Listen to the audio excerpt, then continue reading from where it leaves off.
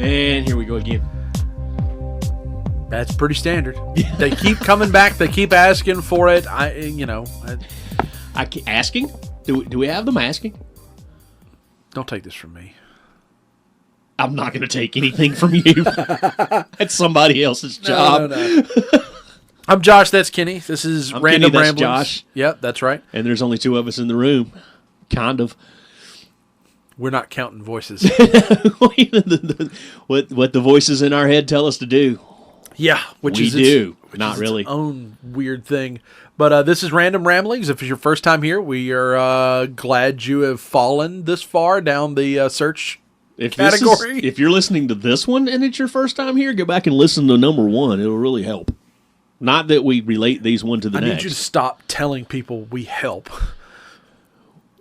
We don't help. We are not here to help. I said it would help. What help what, though? But if you're going to tune in, don't tune in with, what is this, episode 6? Yep. Don't tune in at episode 6. Tune in at episode 1. You can binge listen. I almost said binge watch. You did. Is binge listening a thing? I'm just getting into this podcast stuff. Is binge listening a thing? I mean, I guess technically it has to be. Because people that are behind, 6 podcasts behind, in fact, should burn it down and burn the midnight oil and catch up. Well, if this is just the first one you got and you like the first few minutes or whatever, you listen to the whole thing, you like it, there's more. That's probably a better way to put it. Because this started last year. It did. Yes, but it's not a year long yet.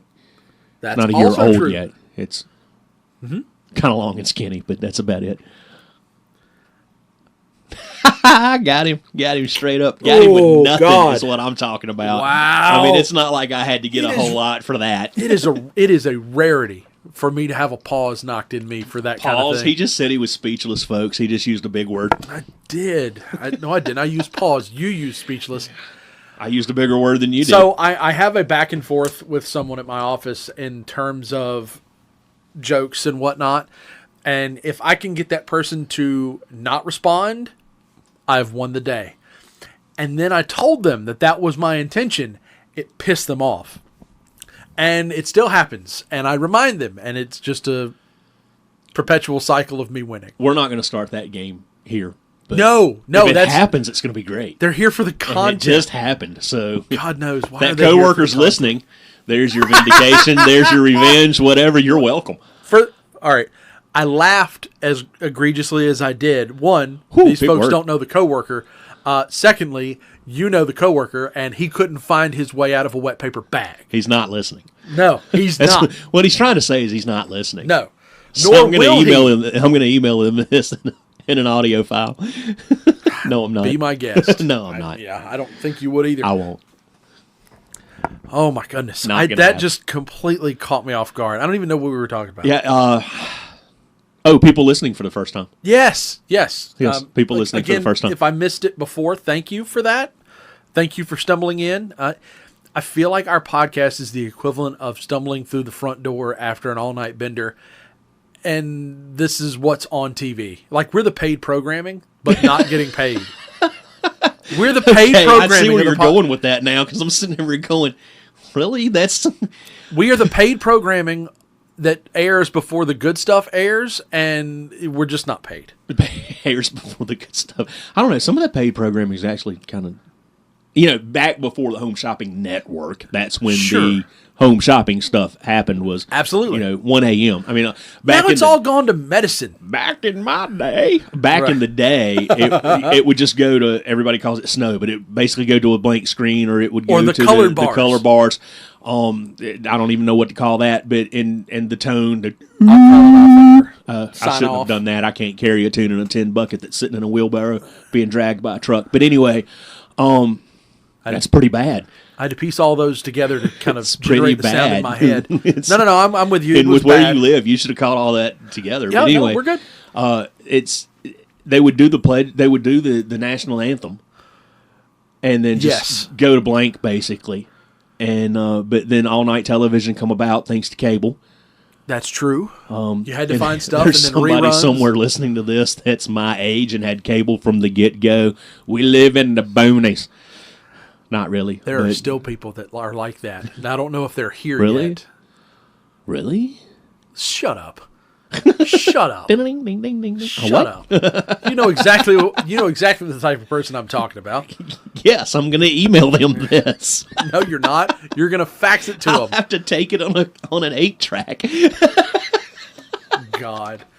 I started with cassettes, so he was actually trying to drink. He's getting careful when he drinks his water around me. Yep. It was an episode or two ago. We almost cleaned out his sinuses.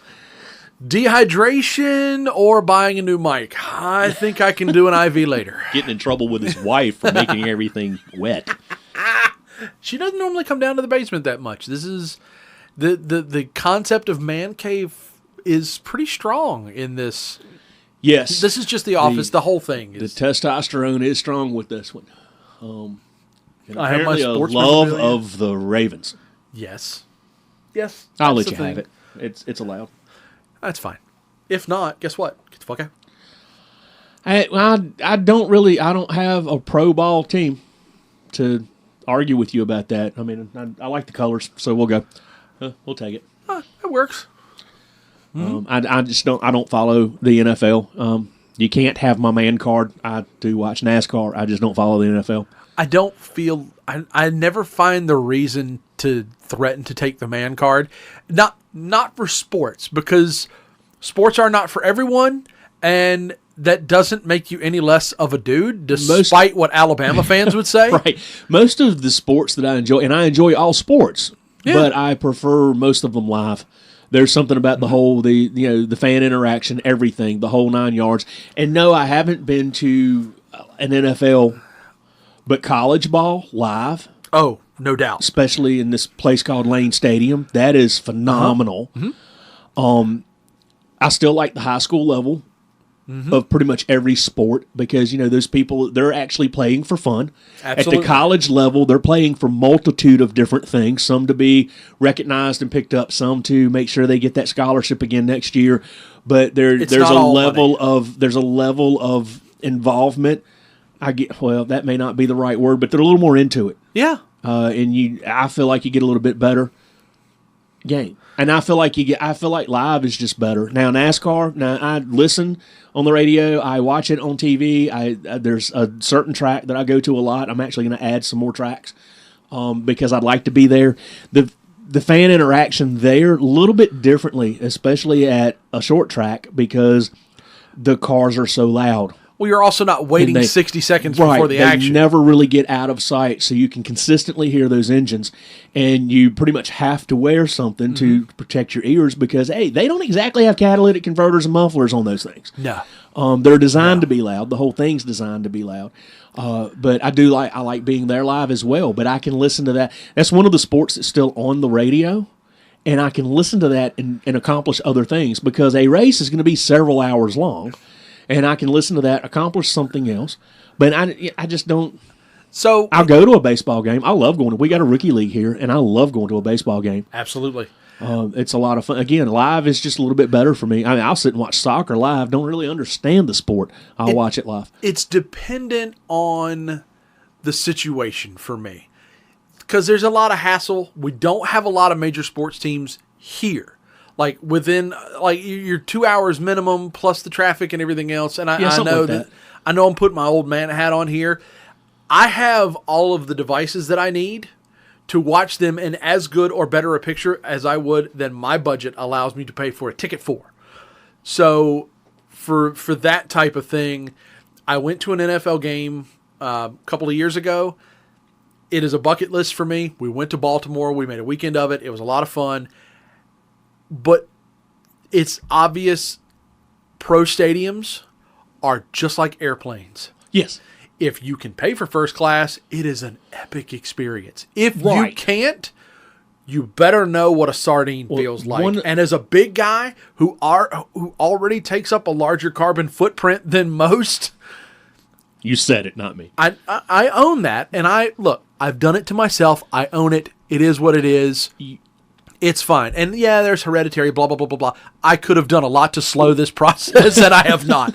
But to me, it was a bit claustrophobic, even though we are in an open air arena and I could see up and out and I see planes flying over, but it's a bit too people-y for me. I get that. It's amazing how a large crowd can make you feel more claustrophobic than the size room vehicle that you're in. Not just that, but if you talk about going to a college game, most of those stadiums are still bleacher style. Yes. At the pro level, they want to charge per ticket. No, you are in a seat. You have to wedge yourself in a seat. So that's why I'm saying you're more in that airplane mode, because that I could see where that would be uncomfortable. I'm not wedge, and then they're sardine packing you top, bottom, front, back, left, and right. It's he talks about himself the way he wants to. I'm not exactly a small person myself, so I get that. Size, and I'm working steadily at losing weight, and it's not that easy because I still love food. But anyway, size is one of the reasons I quit with roller coasters. Because you end up having to squeeze, and then that bar's got to come down and lock. So yeah, I get it. So I don't like heights, so roller coasters are a struggle for me. I do love Disney. Well, you only realize you're that high up for the first 60 seconds. The countdown. Then you go down, and then back up. Sometimes upside down through a loop. I don't care. Anything more than about the third step on a 6-foot ladder, I'm starting to get a little Blast woozy. Coasters are awesome because they have the same catapult system that our aircraft carriers do to get you started. There's no hill. There's no clackety up that first hill. Then you got all the anxiety of, why did I do this? Why did I do this? Why did I do this? And next thing you know, your stomach's up in your brain somewhere. So I get it, and I appreciate that. However, it's literally the heights thing. The adrenaline, I'm in for all day, every day. I can ride Space Mountain at Disney. I can ride it till I'm blue in the face. You know what Space Mountain is? In the dark. You know what you can't see at Space Mountain? The bottom. I was at Space Mountain when I was about 4 years old. My mom and dad put me on that. I passed out. And I'm going to own that because I was like 4 years old. But they had one at another theme park I went to that was inside. And that was amazing because you never saw it coming. And you did not know how high you were. You could have, for all you know, you were only 20 feet off the ground. That's exactly my point. Everything about that park, and I could rave about Disney forever, but that, for me, the heights are my problem. It has nothing to do with the ride and the G-force and anything like that. Anything heights-wise is a problem. But we're talking about being able to fit into the car. Yeah. There is a ride at Disney. If you're an Avatar fan, Avatar's Flight of Passage is worth the wait. Anytime you can go, it is worth the wait. It is one of the better experiences. However, you are in a platform that will tip and raise and kind of back and forth to give you that 4D feel of what you're doing, along the ride. But in order to do that, they have to strap you in. Nothing over the shoulders because it doesn't go upside down. But as I've mentioned, I'm not small. Everybody else now you got people touching you in places you don't want to be touched. Right. Everybody else sits down. Everybody else that was a part of our group that went, they're sitting there. They're locked in. They pull themselves right up. Click, click, click, click. No problem. And as the lady's coming down, and sure as anything, I'm the last seat in the freaking room. Click, click, click, click, click. And she was like, all right, sir, just get you to lean forward. And she pushed, and I felt the lower back mechanism touch. No problem. That's what it should do. And then I felt more steady pressure. And you know what I wasn't hearing? A click. Yeah, that's a problem. Right. And so she's like, can you sit up at all? And I said, I can. So I reach up and over as far in front of me and grab part of the ride that I probably should not have grabbed in order to do this. It wasn't in motion yet. And I'm pulling myself forward.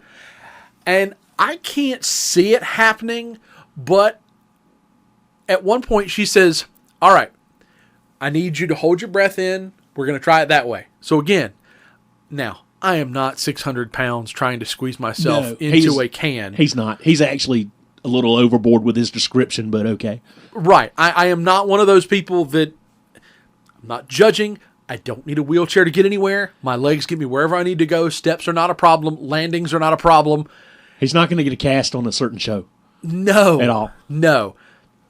But so in order to make this happen, this lady goes, all right, take a deep breath and hold it. And when she does, I hear, ugh, and then I'm pretty sure she shoulder blocked the back of that seat. I should not have been in that seat. I made it. God knows I made it. Seen it. But And again, first time I went to a theme park and I felt like I was squeezing myself in and having to do all of that was the last roller coaster I rode. That is the only thing that we did that I ever felt that with. That was the only ride, and I wouldn't trade it for the world. I would do it again in a heartbeat. And see, now I'm at this point now that it's like I've lost my thrill for the thrill ride. I really have. Sure. And I could care less to go to the theme park, even the big one that you're talking about. I really could care less. It's just not a thing for me. No, anymore. I mean, I've just kind of lost my thrill for it because I haven't been doing it in a while. So whatever. Sure. But I mean, for me, boy, did we hit a tangent. That's the premise. If you just stumbled on all of this. Ramblings are very much a thing. Yes, I know. I don't know the exact definition, and it's not worth looking it up at this exact moment, but I'm pretty sure what we just did fits it to a T. and every time I say, oh boy, did we hit a tangent, pretty much means I'm going to circle back to where we were, because we were talking about you being at your bucket list to go see the Ravens play. Situationally, sporting events for me, if you have bleacher settings, which is a lot of college and high school programs, you're all bleachers. You're not worried about paying for seats. You can spread out and enjoy, and it does make for an enjoyable atmosphere. That was my only gripe with going to the Ravens Stadium. You know something you can do at a race? Camp the infield. If you have a camper or a tent or whatever. I mean, I have a camper, so in certain places. I don't think you can I have at Martinsville does not have infield camping. The short tracks don't. Yeah, the short tracks don't have infield camping. There's camping there, but it's off-site. There's only a few camping sites that overlook the track. But places like Daytona, Charlotte, your larger tracks, your super speedways, they have infield camping. And in those infield are these giant TVs. So you can pretty much tailgate the whole thing. And that's my thing at this point. I want to experience a race from the infield and do the whole tailgate thing. Basically stay in my camper, watch the part of the race that comes past my camper, which, super speedway's a couple miles. 2.5 is the largest at Daytona. So, and that's just... And to me, that just sounds like a great time. I'm going to be sitting there grilling, throwing a beer or two back. And, okay, he knows me. It's going to be more than two. But anyway, it just seems like it could be two beers by the time they come back around. Don't want to do this. Yeah, don't want to do this just me and the wife. Sorry, darling. It's not that I don't want to go on a sporting event with you. I really do. And I want you to go on this. But, like a group of people that are fans. And what I want is I don't want everybody to be fans of the same driver. Oh, the drama's all that's all one. About that's one thing about like the one big football game of the year. I'll cut that on, or I'll go to the Super Bowl party, and everybody's like, "Who are you rooting for?" Well, wait a minute. Where's the room lean? I'm the other guy because I'm gonna go because I don't have a team. I'm gonna go against the room just because it's fun. It's actually fun to watch everybody when you go, yeah, when the non-favored team scores, and you're sitting over there, and they're looking at me like, you don't even like football. I do like football, but I just don't like your team. Why don't you like our team? Because you like your team. Right. Why did we invite you? Because you knew I'd do this stupid shit. And that's the whole reason you invited me. Plus, my wife makes a bomb-ass taco dip. I mean, why else? Y'all together for the game? I thought we were here for the beer and the food. I thought socialization was what that was for. Because to be honest, if I wanted to watch the game start to finish, you wouldn't go. You wouldn't have friends over. I could go on the other side of the wall of this office. There's a TV everywhere here, people. There's one above us. There's two monitors in front of us. There's a TV on the other side. He's got his little man cave. There's two over there? Really? Do you watch two events at the same time? So, I'm going to name drop DirecTV just because I'm not looking for the sponsorship. I actually have that product in my home. I love football. Fantasy football has become a problem for me. Because I pick players from all over the place. So now I'm invested indirectly in all of the games.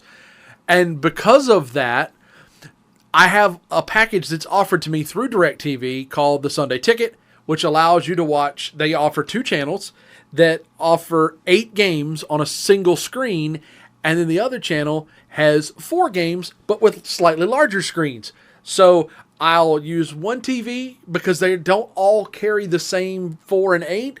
So if I want to watch them all, I'll put 8 games on the big one and then 4 games on the one that's not quite as big, but still plenty big enough for most living rooms. Okay, you need to put in 3 more TVs, blast the music as loud as you can blast it, and figure out how to do bomb-ass wings, and I'll come hang out pretty much every week. Oh, wait, I'm hanging out pretty much every week now. Yeah, that's kind of become a thing. Yeah, your poor wife. I mean, Fortunately, we have the baby, so that keeps her occupied. If it was I was just talking about having to deal with me. Well, that's what I'm saying. She's got the baby. She's gotten plenty of practice. Yes. I'm just glad you don't have to change your diaper. You went there. No, I don't want. No. Now your wife is going to go, what the hell do you do over there? No, she's not. That might be part of what she says, but I can guarantee you she's got more sarcastic shit than that. I tell you what, your wife ought to be the first guest. If we ever reach a level of getting guests, your wife has. Yeah. You think I'm here for the one-liner? When your wife speaks, there is silence followed by raucous laughter. The thing of it is you're gonna have to hear it in the background. We'll have to go back, edit it, and make it and amplify it because she's not gonna sit in front of this microphone. No, it's fine. If we turn both of the gains up on these loud enough, we'll pick up all the ambient room audio. She'll be fine. That and a lot of squealing. Oh yeah, because we're not that far apart. We're not that close together either. People. We're not that far apart. But anyway, I think she would. That would.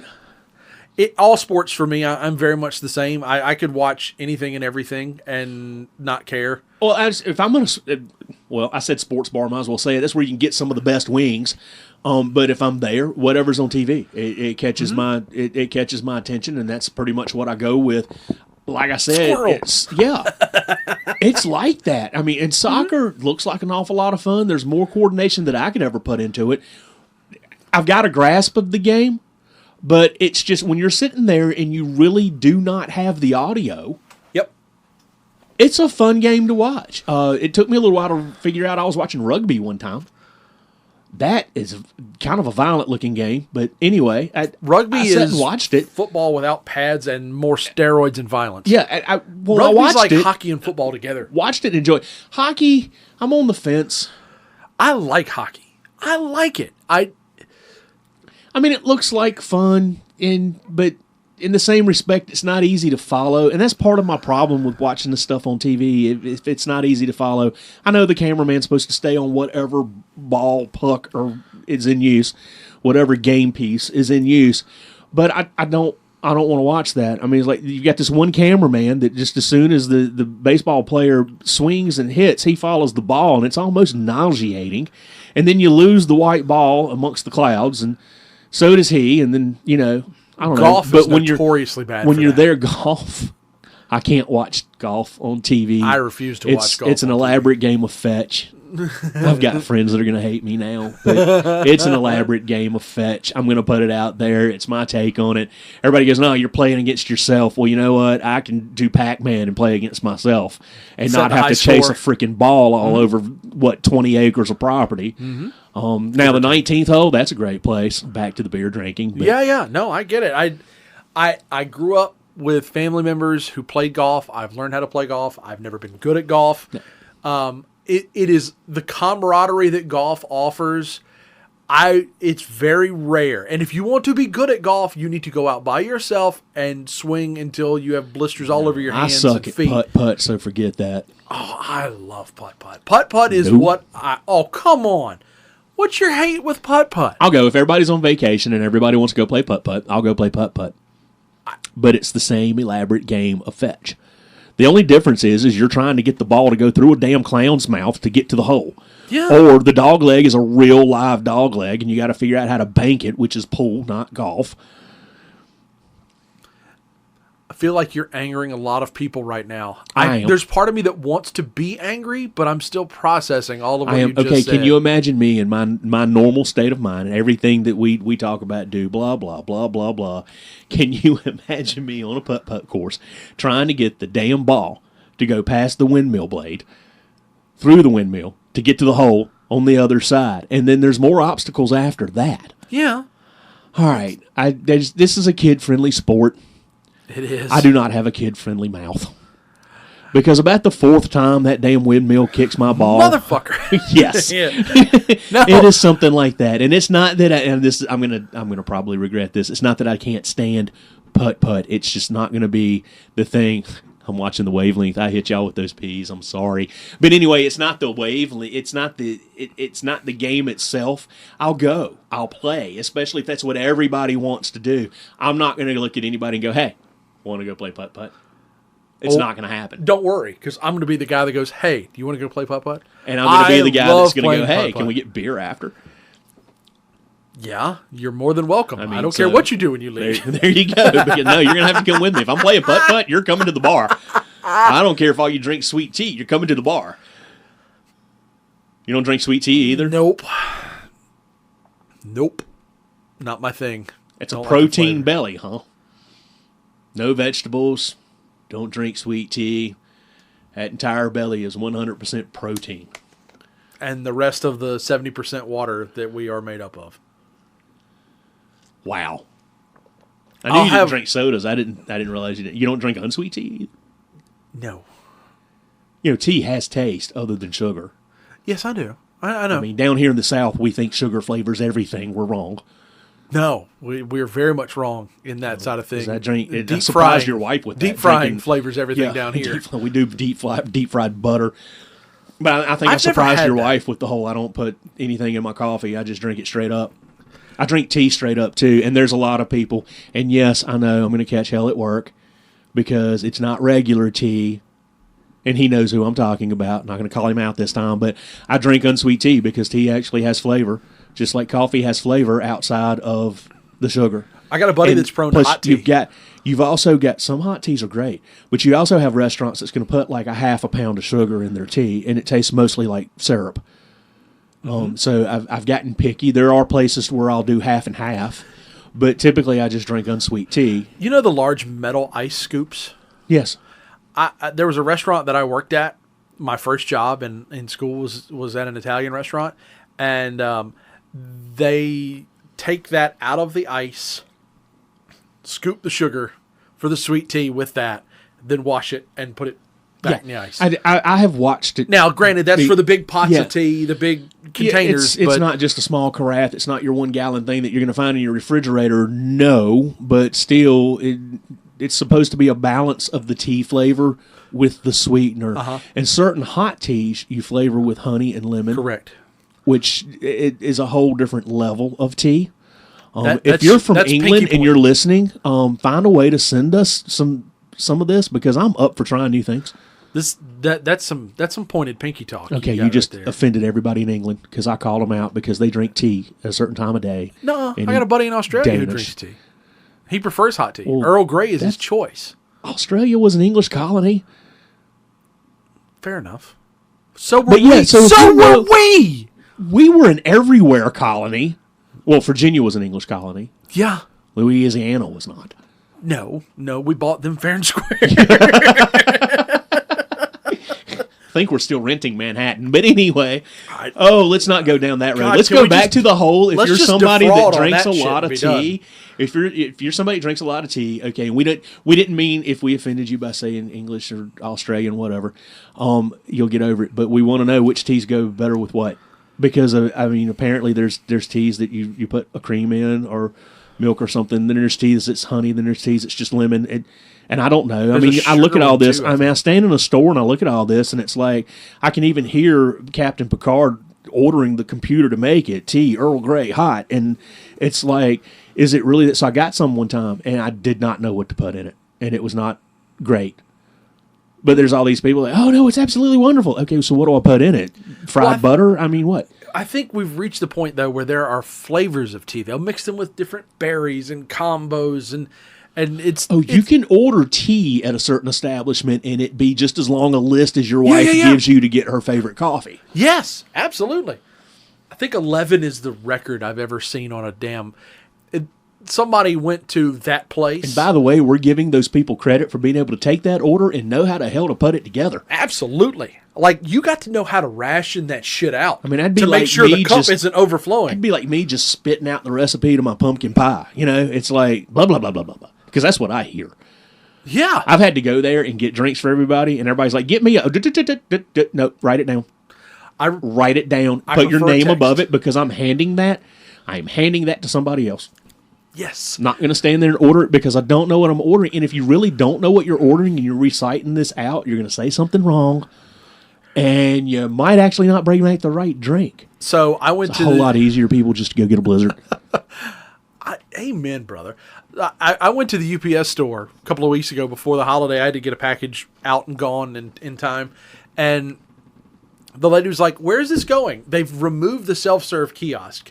I don't know if that's COVID or due to anger with the lack of user interface for their website. I used to work at a place where I had to do that. Trust me, user interface not pleasant. But now I have to go give this person all of my information of where it's going and and I went, let's just save everyone the trouble. My wife wrote it down to make sure I had the right information. So I just handed it to her and she goes, this is so pleasant. Thank you. Yeah, that's me. I recently had my truck painted. Yes, and of course, everybody is like, who did it? Who did it? Who did it? I have a picture of the man's business card. Well, the shop. It's the owner. But anyway, I have a picture of his business card on my phone. Sure. Because it's a whole lot easier than trying to tell somebody where it is or, hunt. Just here, if you're serious, I'll just send you a message. And I did it on social media as well. Somebody went, who painted it? Because, of course, I posted pictures. I mean, why wouldn't you?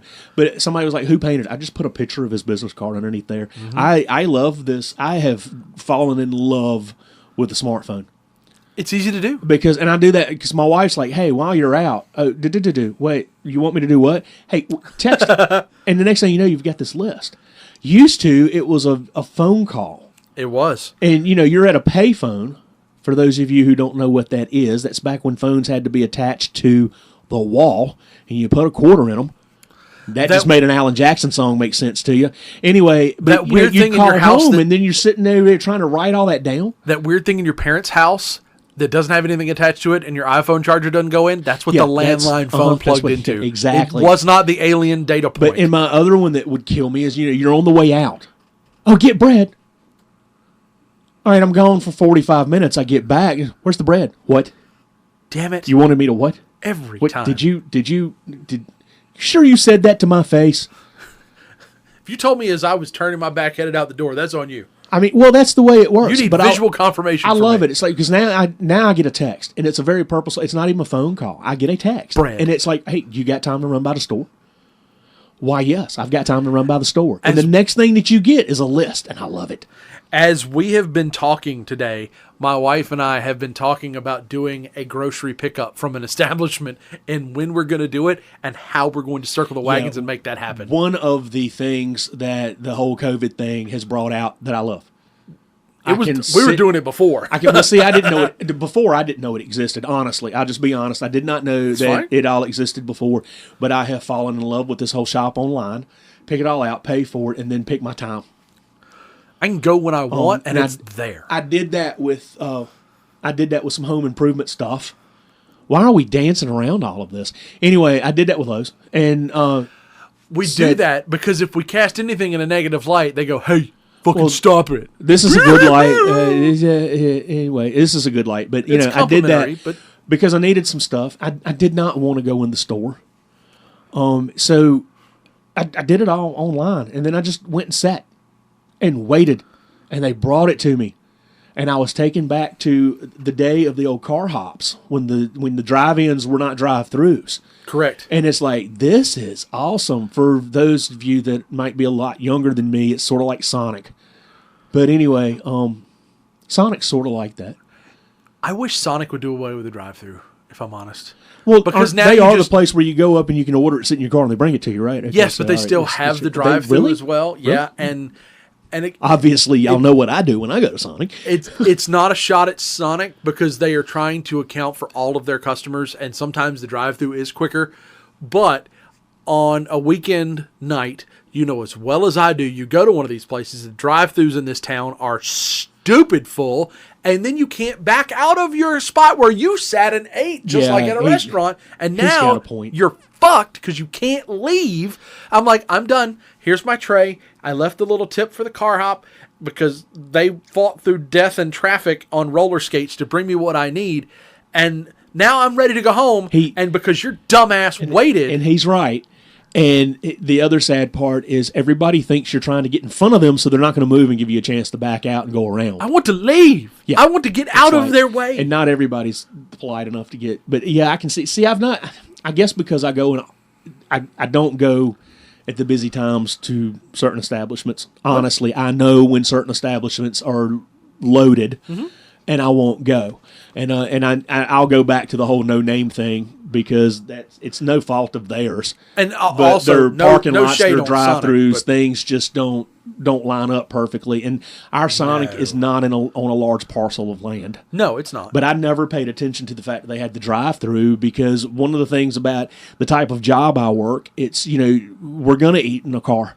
Right. So we just pull the kiosk, we do our thing. I'm not really paying attention to everything else. I'm trying to figure out which menu item I want. But I've fallen in love with this whole I did it online and you're going to bring it to me thing. We were doing it in some instances. I've now found the joy of doing it because a lot of times I find myself better off having not going into that establishment and coming up with a bunch of shit I didn't need. There's that. But I wanted, there's that. Grocery shopping. My wife has given me all sorts of shit because I'll go in and she will have me a printed list and I don't start. I make all the mistakes. I go in hungry. Well, there is truth to all of that. But for me, I don't just go into the grocery store and start with, okay, well, I'm going to go here, so I'm going to go down this way. No, you go in the grocery store and you start over on that aisle. You start at that end, and if you don't need anything on that aisle, you walk the fucking aisle anyway and come back the other way. There's a flow and a progress. This is where my wife's going to get some compliments. She shops the same grocery store all the time.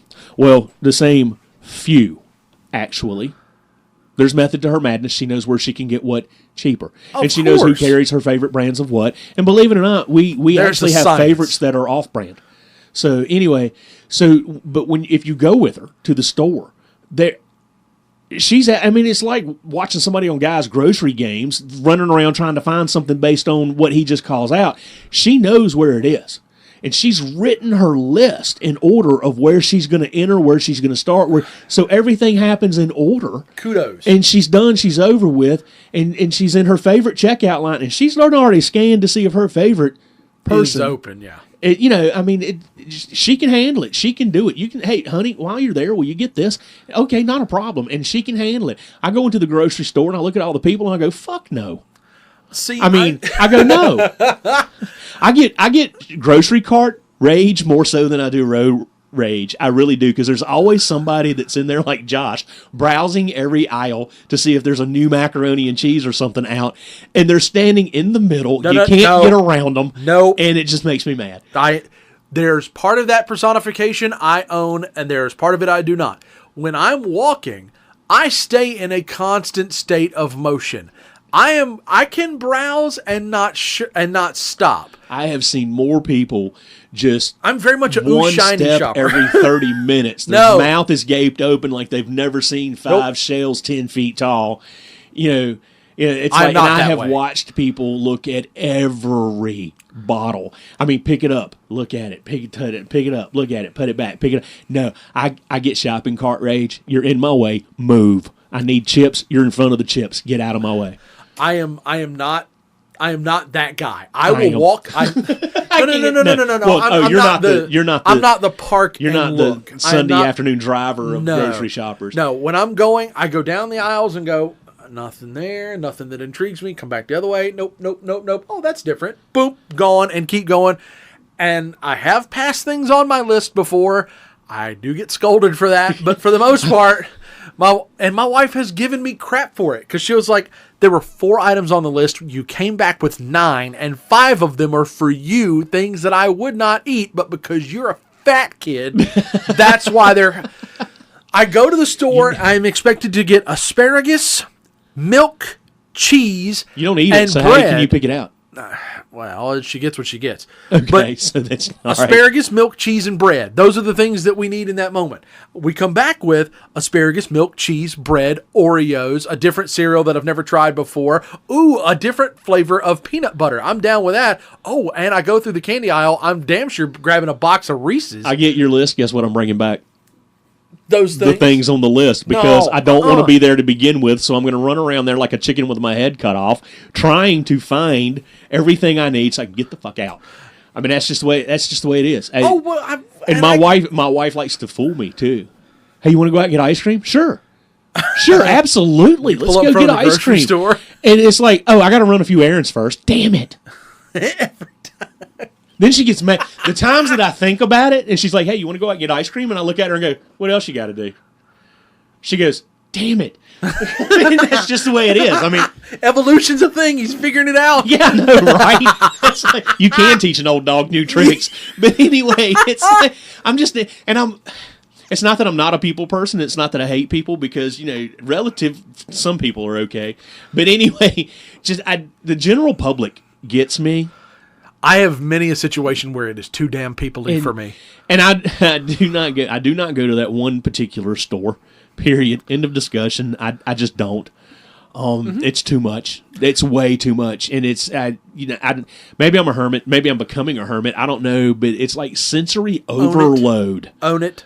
100%. If I didn't have to leave, and I could just sit in there and look at the world through my square-looking glass or rectangular-looking glass. Not even his rose-colored glasses. No, hell no.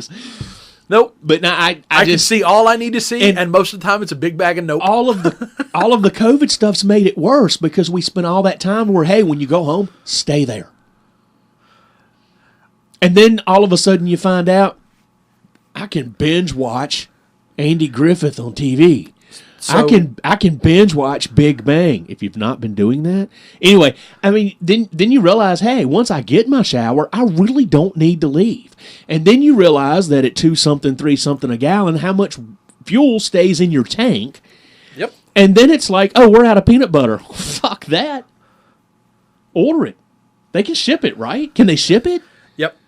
I mean, so to that point, when all of this whole lockdown and things first started, I know people that were like, this is going to suck, it's going to be terrible, oh my God, what are we going to do? Blah, I had such a great time. Wet my panties. And where I'm sitting here at home on the couch going, we're going to lock down for 2 weeks, and I'm going to go, fucking A right. As a gamer, I have been preparing for this my whole life. This is what I've trained for. I have had. I've kind of enjoyed it, honestly. And I'm not a gamer, but I started catching up on movies that I'd been missing. Yep. I mean, the whole binge watching TV thing was working for me big time. Sure. I started, I was introduced to new TV shows, introduced to new series. I was catching up on movies that I had missed. I was having a great time. And when I did want to go get fresh air, other than mowing my grass, I just went somewhere and walked because, that was allowed. Yep. And when it came back to the whole shopping thing, the first store I went into, I kind of looked around and my wife's like, are you going to have a panic attack? And I'm like, I might.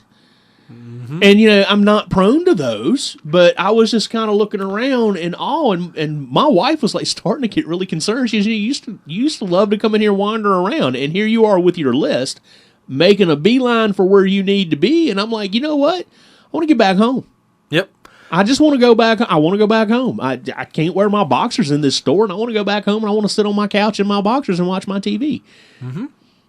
You're not that's wrong. Just where it is. You're not wrong. And see, that was the other thing. I think one of the things early on when my wife and I were dating, you don't ever want to go anywhere. You're right, I don't. And this was well before COVID. I mean, we've been together for years. But for me, I'm a homebody. That's my preference. That's what I'd rather do. And it was, now granted, I had a job where I worked an hour and a half away plus a 10-hour day.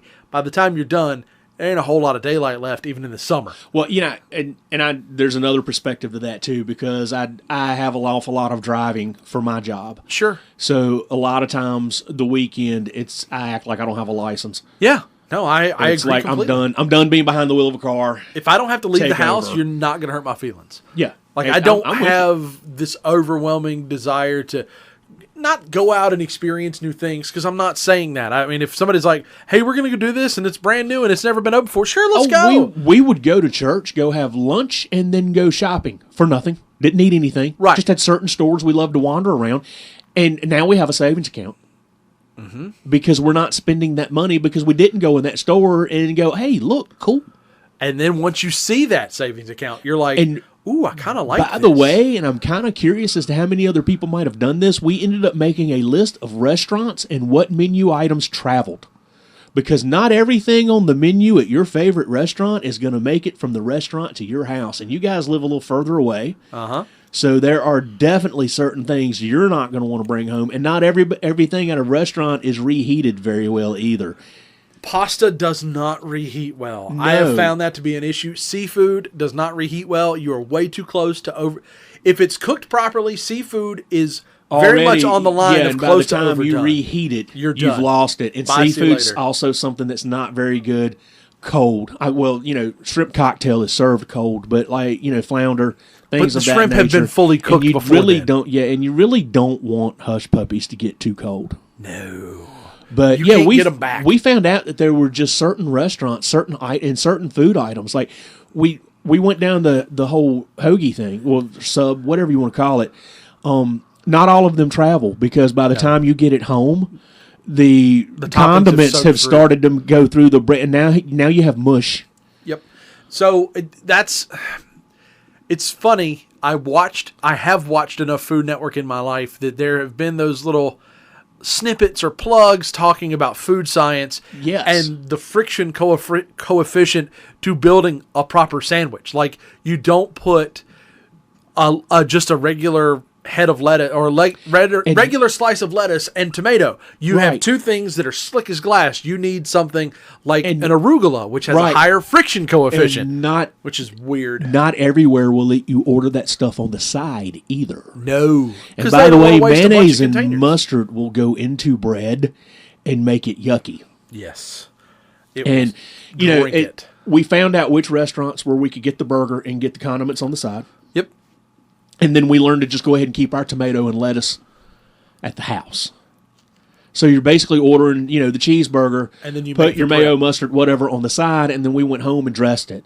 Mm-hmm. Now we did, if you order at a Mexican restaurant and they've set it down in front of you and said hot plate, order that shit for takeout because it's going to stay warm for at least a 15-minute drive and it will be ready to eat by the time you get to it. So it's like the cheese won't burn or blister in your mouth. It'll still be good so that like a burrito will actually travel very well. We have a Mexican restaurant here that'll put the beans like in a little tortilla cup. Uh-huh. By the time you get to that, the tortilla cup has lost some of its crunch, but the meal has traveled well. Right. And so, we now have a list, and I get fussed at some too now because it's like, hey, you want to go get something to eat? No, but you can go get it and bring it home. I am very much a proponent of that because I don't have to wait. The time that I would have waited, I wish places would be more amenable to, I'm on my way, here's what I'd like to order. So the moment I walk in, sit down, boom, there's my food. One of my favorite places, unfortunately, for me anyway, they closed. They did not close because of COVID. They basically retired. But you could call a lunch order in and say, I'm going to be there around about 12. And if you got there around about 12, it was ready. When we're done. Hope you're listening, Lisa. Love you. But anyway, yeah. When we're done, I want to know what that place was because I don't think I've ever. I don't remember a place that did that. I don't know. Well, you may not have done takeout. They were actually very close to where you work, but you wouldn't have done takeout there at all. Coffee joint. Keep thinking, you'll get it. Oh, yeah. Oh, okay. And I Best know potato soup. Yes, and I know they didn't do it just for me because I went in and sat down and ate one time. And I told them, I was switching to the job that I have now, and I wasn't going to be able to do that anymore. And she told me, she goes, hey, if your lunch is at 12, call me and tell me that your lunch is at 12. You're going to pick it up at 12. Really? You'll do that? Yeah, I'll have it ready for you. And, and then you walk in and you see where they are staging. They're doing it for a lot of places, not just delivery, but that's genius. Because people have called in and said, hey, my lunch hour is at 12. That's customer service, buddy. And that's great. And a very busy restaurant may not be able to do that, but it's nice from a standpoint of I've got 30 minutes for lunch. So I've got to be able to order my food and eat my food in 30 minutes. And I'm not in a position where anything that didn't get eaten can sit on my desk and I can gnaw at it as I'm working. I'm at a position where if it didn't get eaten, it's sitting on the dashboard of a car. Right. So it's not going to go home with me. It's going to go in the garbage. So anywhere where I can order it and say, hey, I'm going to be picking that up around about 12. Yeah. See, it's funny, and it's not necessarily a shock to move in the direction of customer service. Having been in a retail position in different facets of it, Nobody is listening to us for advice. We're not trying to teach or help anybody. But no, and we'll get back to the comedy soon. Yeah, but for the love of God, customer service. And we promise this is not Josh and Kenny's rambles and stuff about just food. No, we do that a lot. Yeah, we do. We do that. It is mostly common, though, and I feel like we're not the only ones who have these problems. If we were the only ones that have these problems, we wouldn't have the 4 followers that we do. We would not. 4? But there's 4? Well, we'll talk analytics later. But the customer service in any facet. In the last 2.5 years, and that's probably a rough average, in the last 2.5 years, we should be in a position where our customer service is next level. The adaptation. There's one establishment that has really made a point at that. Yes, they have. And they have succeeded. They have. And there's a lot of places that are following suit behind because people are going there because of the experience, not just the food. I don't even just mean food. But I mean anywhere. I am, oh God, I'm not going to do age again, but I am one of those people that when I walk up to your cash register line, I do know that you're having a bad day. I do know that you've been busy. And yeah, I saw the person with 3 carts full of food that you just had to ring up. Wow, we really are food-based. Anyway, but when I get there, that was context. Yeah, when I get there, though, the least you can do, the very least you can do is say, hey, you don't have to ask how I am. And I'm not the person that's going to answer that any other way than, fine, how are you? But just a hello. I have gone through more checkout lines, and they just bleep, bleep, bleep, and I mean just start bagging stuff, and then they get to the single drink or whatever, like, you want this in a bag? Okay, now you speak to me? I mean, all you have to do is say hello. And when I'm done, I usually say thank you when I'm done, whether they say thank you or not. Right. I don't try to do that whole have a great thing. And since we just came out of the holiday season, I'm not big for looking somebody in the face and, hey, Merry Christmas, every time I leave. But I'm going to try my best to be polite. Right. And I do that with servers as well. Every time my drink is filled, every time they bring something back, it's thank you and it's please. And it's these people work hard. Yeah. And I've been there. Yep. And I get it. You're having a bad day, but don't greet me with a blank face when all you have to do is say, hey. So my grandfather told us growing up, whenever there was something that was not politically incorrect, but like manners based or normal protocol based. Now they were quick to correct us. So it was, you learn the lesson quickly.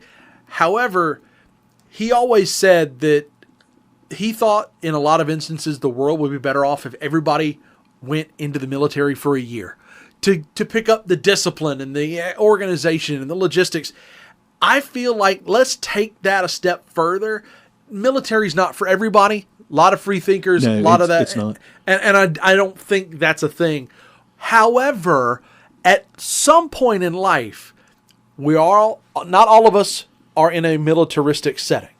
But what we are is in a consumer setting. So to me, everyone should work a year in retail. Here's one. Here's one. Here's my idea on this. And it's close. Because funding for schools is difficult. Of course. Why not each school own both a retail store and a restaurant? And the students would get paid, so they would be earning money, and their schedules would definitely revolve around their workload, but they would be earning money, and they would be coming out of high school with real-world skills. Ooh. And they would learn these lessons. I have watched so many teenagers treat these moms and dads that are hustling, some of them on their second job, treat them like crap. Mm-hmm. If they were on the other side of that coin, they would know and understand. I think everybody should work retail and work in the food service industry at least once in their lifetime, and I think it's perfect. If you put it at the school level, they have to do it. It's going to be graded. They're going to do it, lunch hour. They're going to do it either as a part of their school or they're going to do it after school in and around all of their other responsibilities, their workload, their sports, whatever. Right. your schedule's going to be based on your school, so you're not going to have to worry about some boss wanting you to work 12 hours after you've already been in school. You're not going to have to worry about the boss not caring that you've got a school trip or not caring that you've got the football game. That's going to be set up. That's going to be done. They also have used a much to have bigger a distributive education program where you worked and everything. Yes. They can bring that back to kind of run this.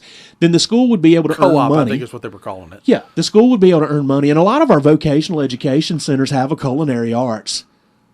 So you would be able to, some of the students would actually be real world learning the skills that they've chosen. Others would just be learning how to, I don't know, act in public. I agree. And I think that's just. And then you have a profit for the school. Well, even if you're breaking even, you're benefiting the system. You're benefiting the students. Yeah, and the system. I would go back to where I graduated high school to eat at that restaurant, whether it was mediocre food or not, just because that's where I went. That's where I graduated high school. I'd go to where my daughter graduated. I'd go to where my wife graduated. I would probably, if they offered lunch and I could call and get it ordered and ready by 12, I'd do it every time. But they also have the faculties, the facilities to make that happen. Yes. You have those things ready. And I love that. I think the concept is rudimentary, there's a lot of work to go into to make it happen. But the big thing there is learning how to be on the other side of that. There is I've seen people. I have witnessed this. This one's not going to be really funny. This is more of a rant, not a ramble. But I have just witnessed people, and a lot of them are young people, just treating people like shit. Yeah, no, I get it. And it's like, this person's pulling an 8-hour shift, and here your little dumbasses in here driving mom and dad's car, and spending mom and dad's money, and you're going to treat them like crap because they forgot to leave the pickle off your burger. Get a life. I have found that situation a lot more than I care to admit. There's no leeway, for lack of a better term, for what's the word I'm looking for? The room for error that humanity offers has disappeared and or shrunk to nothing. I made an order one time, and at a lot of places you can order by number, basically. Sure. And I was looking at one thing, but used the number for something else. Ooh. Now, of course, I was with other people, and when they turned around to hand me my food, I was like, "No, wait a minute, I ordered and the little cashier went, "No, you said," and called out the number, and I looked up and I went, "Holy crap, I probably did." And I said that part out loud, and I looked, and she goes, "No, we'll make it right." I said, No. If that's what I said, and the guy that was with me for the day, he goes, "That's what you said. All right, then this is what I'm having." Yeah, no, because that's not your mistake. I was looking at one thing, said something else. Basically, that's my mistake. Turned out I got a great meal. Mm-hmm. So the universe said that's what I wanted for that time. And then there's that time where they forgot to leave off whatever I wanted left off.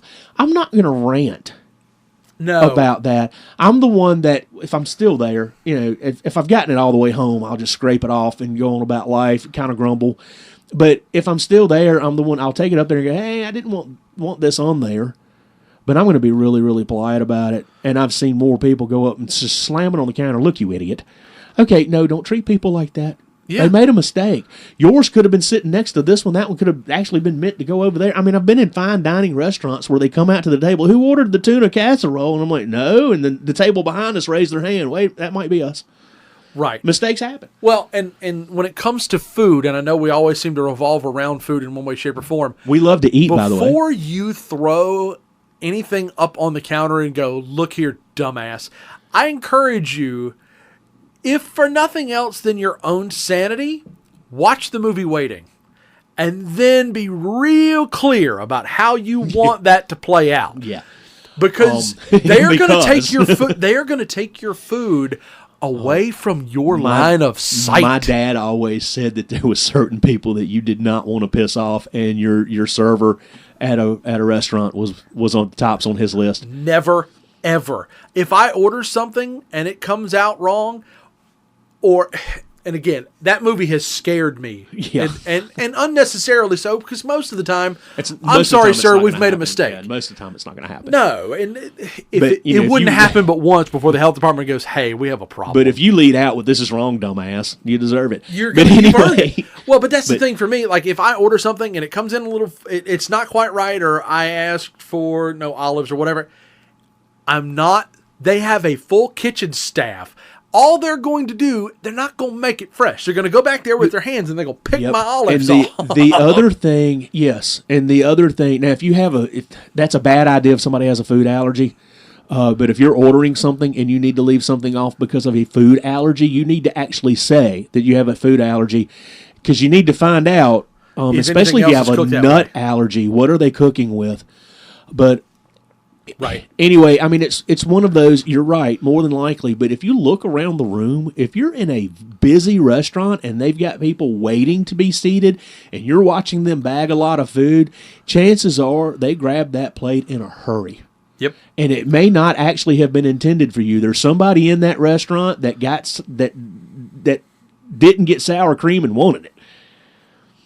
And, I try to play the room. And it's not always the server's fault. A lot of establishments have got to where you get one person taking your order, somebody else brings it out. Yeah, and they've got runners. And I think to a large extent that makes sense because you're trying to... There's some of the busier places that I've gone to, it works because nobody's drink gets empty, and you can get those napkins in a hurry, and your food's still coming out. You just got to remember what you order, and you heard the story from earlier. I have issues with that apparently. Well, I think probably the biggest takeaway is as we're bringing this one to a close is don't be a dick. Yeah, and we talk about food a lot. Well, we do. Yes, we do talk about food a lot, but I mean.